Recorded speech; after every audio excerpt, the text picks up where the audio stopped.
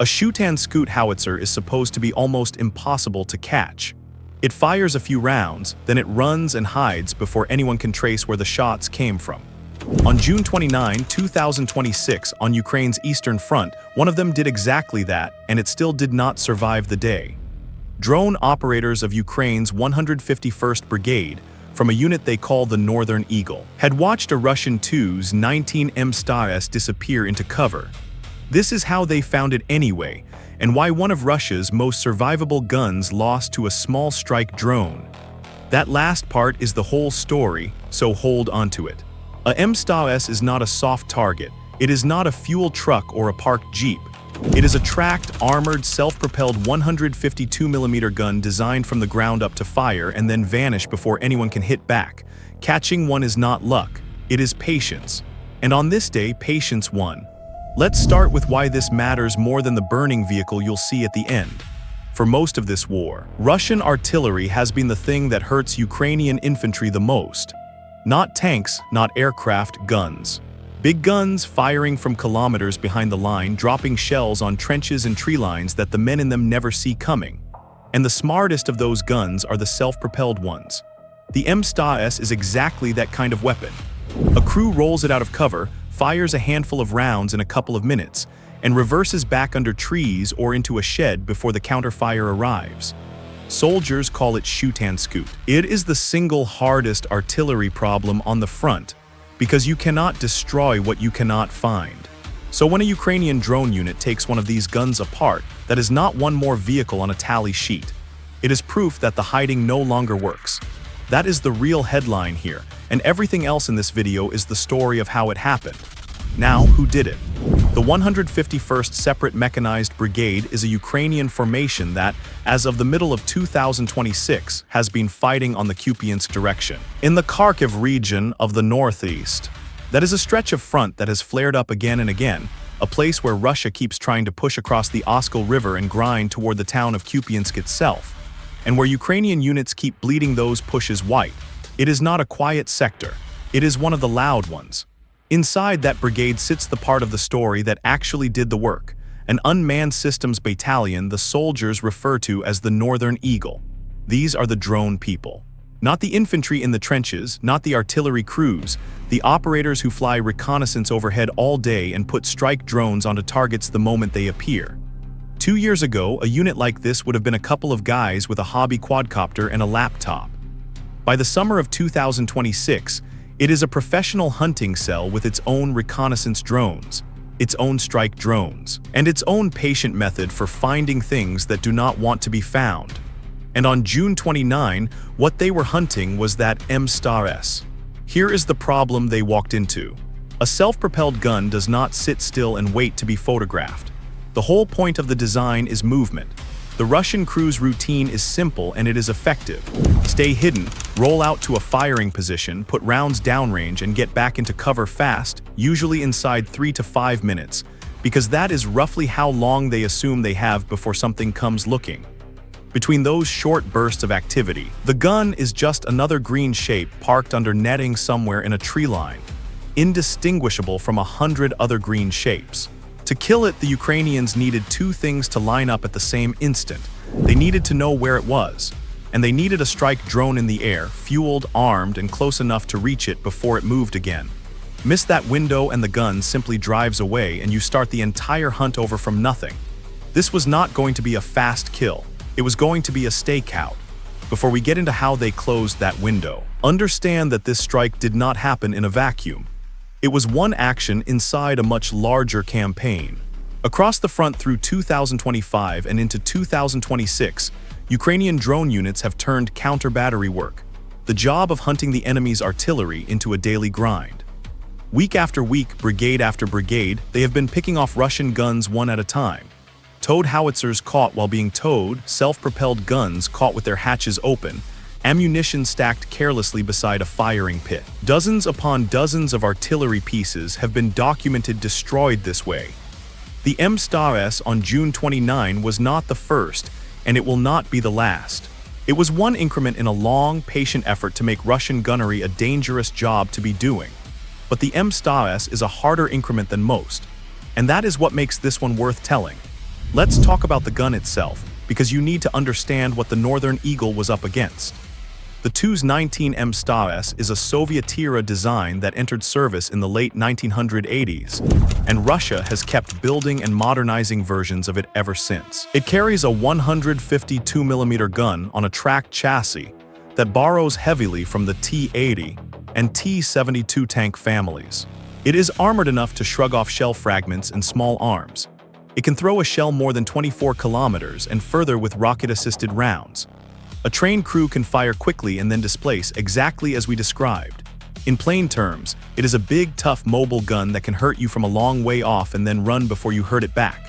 That combination, reach, protection, and speed, is precisely why it survives on a battlefield saturated with drones. A lot of Russian equipment dies because it is slow, or exposed, or badly used. The Msta-S, used properly, gives its crew a real chance every single day. The crews know it. They get comfortable.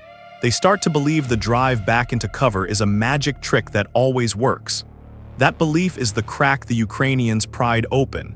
Here is the thing about shoot and scoot. It only works if the enemy is looking away when you scoot. The whole trick depends on the gap between the moment you fire and the moment someone finds you. The 3 to 5 minutes the crew is betting on. If someone is already watching the sky above your hide site before you ever roll out, the math breaks. The gun fires, the crew feels safe, and the entire time there is an eye overhead following it home. Getting that eye in the right place is the hard part, and it is where the Northern Eagle's reconnaissance work came in. We should be careful here about what is actually known and what is not. The confirmed account is straightforward. Russian crews tried to conceal the gun's firing position. Ukrainian aerial reconnaissance located it despite that concealment, and tactical strike drones destroyed it. Everything beyond that, the exact number of days, the specific drone models, the precise sequence of flights, is reconstruction of how this kind of hunt normally unfolds, not a claim about paperwork we have read. So take the timeline as the shape of the thing. Not a transcript, the shape looks like this. Reconnaissance first. Somewhere along that stretch of the Eastern Front, the Russians had a Msta-S working, firing on Ukrainian positions from a concealed spot and pulling back into cover between missions. Ukrainian drones were up, watching, building the picture. Not looking for one thing, looking for patterns. Where do the shots seem to come from? Which tree line shows fresh track marks? Where does the grass get pressed flat in a shape that a wide-tracked vehicle would make? Where does camouflage netting appear that was not there a day earlier? This is slow, boring, unglamorous work, and it is the reason the strike at the end looks so clean. By the time a drone tips into its final dive, the hard part is already done. The hard part was the hours of staring. That's the 5-minute mark of this story, and here is where the boring work pays off. The Russians did everything their doctrine told them to do. They fired, they hid, they trusted the netting, and it was not enough. Because the Ukrainians had stopped reacting to the shots and started predicting the gun. But knowing roughly where a Msta-S lives is not the same as being able to hit it. That came next, and it was the harder half. Concealment is not nothing. Russian crews are not amateurs, and hiding a self-propelled gun is something their army has practiced for decades. They back it under mature trees where the canopy breaks up its outline from above. They drape camouflage netting over the hull and the long barrel, and the barrel is the giveaway, so the barrel gets the most netting. They cut branches and lay them across the top. They avoid churning up obvious tracks. From a drone at altitude, a well-hidden Msta-S can look like absolutely nothing. Empty forest, a darker patch of shade, so the reconnaissance crews did what good hunters do. They watched the same ground over time and looked for what changed. A gun that hides perfectly while parked still has to reveal itself to fire. It has to move out, or at least clear enough of its cover to point the barrel at the sky. That moment of exposure, even seconds of it, is a data point. Do it once and you might get away with it. Do it from the same general area more than once, and you are teaching the people watching exactly where you sleep.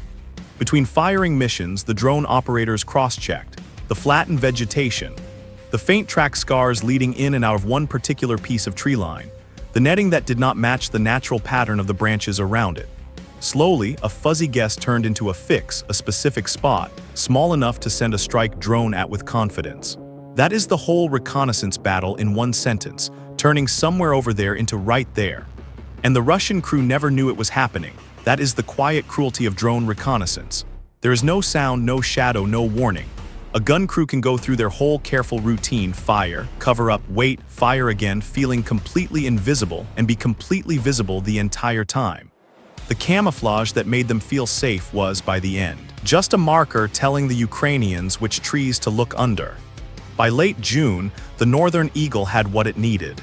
A location it trusted, a pattern it understood, and a decision to make about timing. Now the second half of the problem, the strike drone. Finding the gun is only useful if you can reach it in the window it gives you, so the operators had to solve a coordination problem. Have a strike drone ready to launch the moment the target was confirmed in position, close enough to reach the hide site fast, and flown well enough to actually connect with a small, partly hidden vehicle under trees. The tools for that job on this part of the front are first-person view strike drones, the small, agile, camera-guided platforms that a pilot flies straight into the target while watching a live feed through goggles. The source calls them simply tactical strike drones, and that is as specific as we should get. No magic model number, no special one-off weapon. Just the class of drone that Ukrainian frontline units fly by the thousands, cheap to build, expensive to be on the receiving end of, and precise in the hands of a good pilot. Think about the mismatch for a second. On one side, a tracked artillery vehicle that took a factory to build, weighs more than 40 tons, and represents years of Soviet and Russian engineering.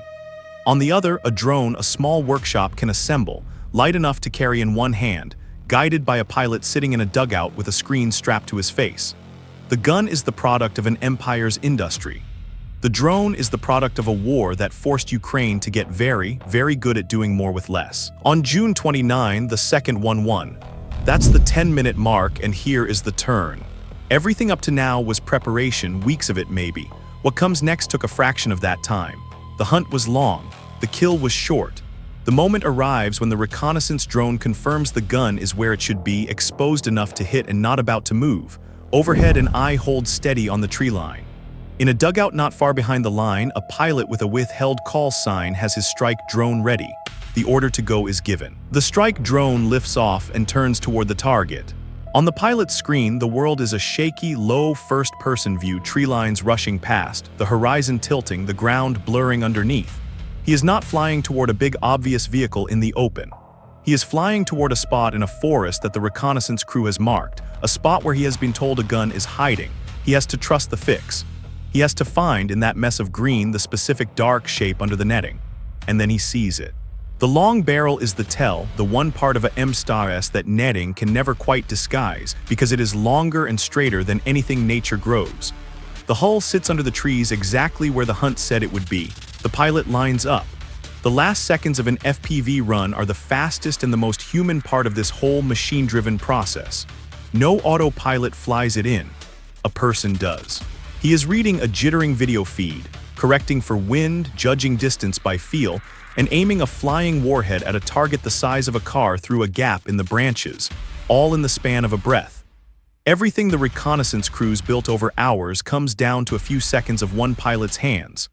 The drone crosses the last stretch of open ground, drops toward the tree line, and connects. The Msta-S carries its own ammunition inside, 152mm shells, and their propellant charges, stored in the hull for the gun to feed on. That is the vulnerability every self-propelled gun lives with. Get a warhead into the right part of that vehicle and you are not just denting armor, you are reaching the ammunition. When that goes, the vehicle does not simply stop working. It comes apart. Fire, smoke, the barrel thrown out of line, the hull torn open. The reconnaissance drone overhead captures it, the flash under the trees, the black column climbing out of the canopy where minutes earlier there had been nothing anyone was supposed to see. The gun that ran and hid did not run this time. It was found where it slept. None of the crew's routine mattered in the end. The reverse into cover, the careful netting, the branches laid across the barrel, all of it had been overtaken hours before by people the crew never saw. Russian gun crews on this front are contract soldiers, kontraktniki, men who signed up and drew combat pay to operate that weapon on someone else's land. This one had done everything the manual asked. It was not enough, because the manual was written for a war before the sky was full of watching eyes. Now let's count what Russia actually lost here, because it is more than one vehicle. A Tu-19 Msta-S is not a cheap or easily replaced thing. It is a full self-propelled artillery system, gun, tracked chassis, fire control, and a trained crew to work it. Russia has a lot of them, but a lot is not unlimited, and every year of this war grinds the number down. Factories can turn out new hulls, but slowly, and the modernized versions take time and money and skilled labor that Russia is short of. Losing one is losing a piece of hardware that cannot be conjured back next week. And the crew matters as much as the metal. A self-propelled gun is only dangerous with people who know how to shoot it well, how to lay the gun, calculate the firing solution, feed and fire and displace under pressure. Those skills take months to build. When a gun goes up with its crew, Russia does not just lose the vehicle, it loses the experience that made the vehicle effective. That is harder to replace than steel. Then there is the effect on everyone who is still out there doing the same job. Somewhere along that front, other Russian gun crews are running the exact same shoot-and-scoot routine and telling themselves it keeps them alive. After June 29, that story is a little harder to believe. If the netting did not save that crew, why would it save yours? That doubt has a cost of its own. A crew that hesitates, that fires fewer rounds and spends more time worrying about the sky, is a crew putting less steel onto Ukrainian trenches. Fear is a kind of attrition too. That's the 15-minute mark and the fair place to be honest about limits. It would be easy to claim this one strike eased the pressure on the whole sector, or let a Ukrainian unit rotate out for a rest. That is not documented, so we will not pretend it is. What we can say plainly is smaller and still real. One gun that had been dropping 152mm shells on that stretch of the Eastern Front stopped dropping them. For the infantry within its range, that is not an abstraction. That is a specific weapon that was hurting them gone. There is a wider pattern here worth naming, and it is the reason a single howitzer is worth 20 minutes. For most of the history of artillery, the gun had the advantage over the eye. You could fire from far away, from behind a hill, from inside a forest, and be gone before anyone pinned you down. Counter-battery work, the job of finding and hitting the other side's guns, was slow, relied on radar and sound ranging and educated guesses, and often failed. The shoot-and-scoot design was the perfect answer to that slow, imperfect hunt. It was built for a world where finding a hidden gun took too long to matter. Cheap drones broke that world. Now the eye is always up there, and it is patient, and it does not need radar to tell one tree line from another. It can just watch for hours until the gun makes its one mistake. The Msta-S was designed to beat a hunter that no longer exists. It is still a strong weapon, but the thing it was built to outrun has changed shape entirely, and it cannot outrun the new one.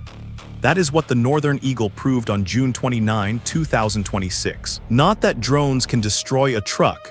Everyone knows that by now. They proved that patient reconnaissance plus a cheap strike drone can beat one of the specific systems that was designed to be undestroyable by exactly this kind of hunt. A hardened, mobile, Soviet-engineered gun, hidden by a professional crew doing everything right, was found and taken apart by a workshop drone flown by one pilot in a dugout. Remember how we started, the idea that shoot-and-scoot only works if the enemy is looking away when you scoot. On this front, in the summer of 2026, the enemy is not looking away anymore. The 151st Brigade's drone hunters keep the sky occupied all day, and a Russian gun crew's careful 3-minute routine now plays out under an eye that was already watching before the first round left the barrel. The gun fired, the gun hid, and it was still found. That is the whole war on artillery in a single afternoon. The hunter is patient now, and the hiding place is just the last thing the gun ever tells you about itself.